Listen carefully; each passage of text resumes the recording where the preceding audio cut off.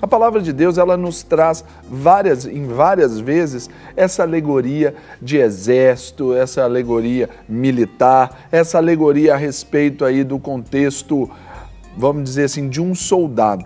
E eu quero ler um texto aqui que está em 2 Timóteo, capítulo 3, dos versículos 5, do 3 ao 5, e diz assim: suporte comigo os meus sofrimentos como um bom soldado de Cristo Jesus. Nenhum soldado se queixa de envolver pelos negócios da vida civil, já que deseja agradar àquele que o alistou. Semelhantemente, nenhum atleta é coroado como vencedor se não competir de acordo com as regras. Um bom soldado aqui é essa alegoria tão especial que nos faz pensar aqui quando Paulo escreveu essa carta ao jovem Timóteo, alguém bem mais experiente, alguém bem mais novo. Timóteo era alguém que era já filho de uma profecia. Timóteo já era alguém objeto de uma determinação de Deus. Timóteo era aquele homem, aquele jovem, já um expoente por causa do chamado que estava dentro dele.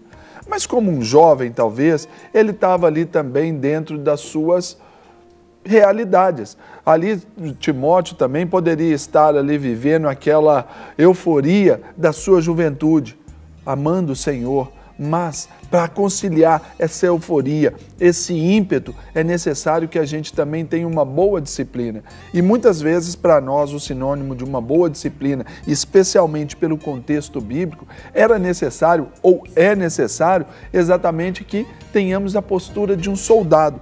Eu não falo de um militarismo, mas daquela postura boa do soldado. Então, para você, querido telespectador, olha só, a primeira característica que um bom soldado, ele tem que ter, ele tem que saber quem é o seu inimigo. Hoje, eu não sei qual a sua situação ou qual a sua idade. Os jovens têm alguns inimigos que às vezes eles já não são tão importantes assim para nós. É mais um inimigo, mas para o jovem pode ser um inimigo mais imediato.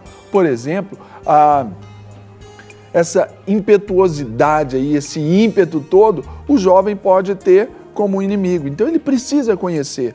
Talvez você que já caminhou um pouquinho mais, já criou a sua família, talvez você tenha filhos jovens e vê esse contraste, talvez o ímpeto já não seja mais um inimigo seu. Mas você precisa aqui conhecer o seu inimigo. Por quê?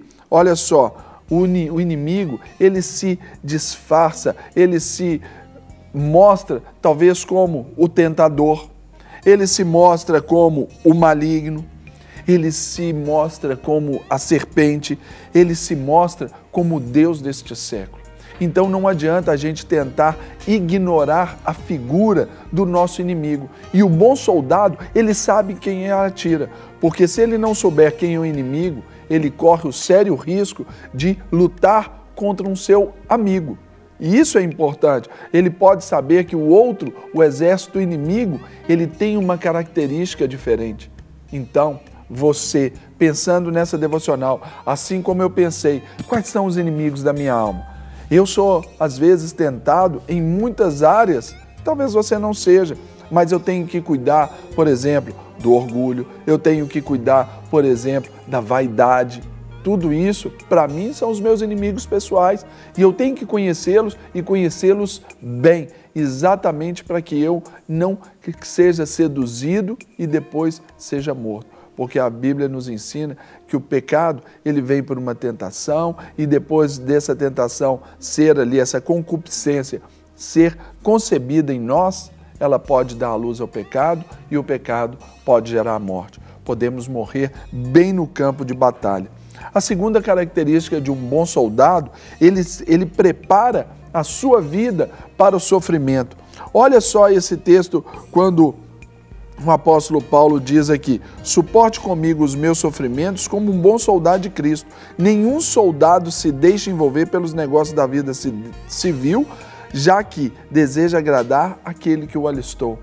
Olha só, o soldado ele não está importando muito se ele vai sofrer, se ele vai passar fome. Só que hoje nós vivemos essa geração muito dodóizinha, muito mimizinho. Ninguém pode falar nada com a gente que já nos ofendemos. Ninguém pode colocar nada no Facebook que a gente já se ofende. Nós vimos ali, colocamos as nossas opiniões. Aí quando alguém é contra essa opinião, por exemplo, numa rede social, nós já ficamos todos envaidecidos.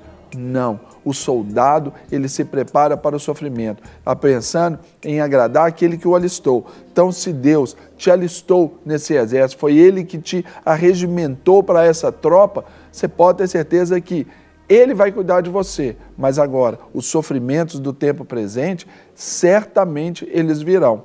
Mas, quando nós confiamos no nosso general que é Cristo, naturalmente nós venceremos todas essas provações da melhor forma. E nós vamos pensar que esses sofrimentos, tomando ali a palavra de Romanos 8:18, diz assim: tenho por certo que os sofrimentos do tempo presente não são para comparar com a glória que há de ser revelada em nós.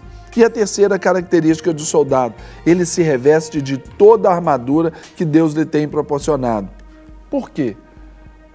Por que ele se reveste? Porque ele sabe que se ele não se revestir, ele não se preparar, ele não se condicionar para a guerra, naturalmente a sua morte vai ser imediata.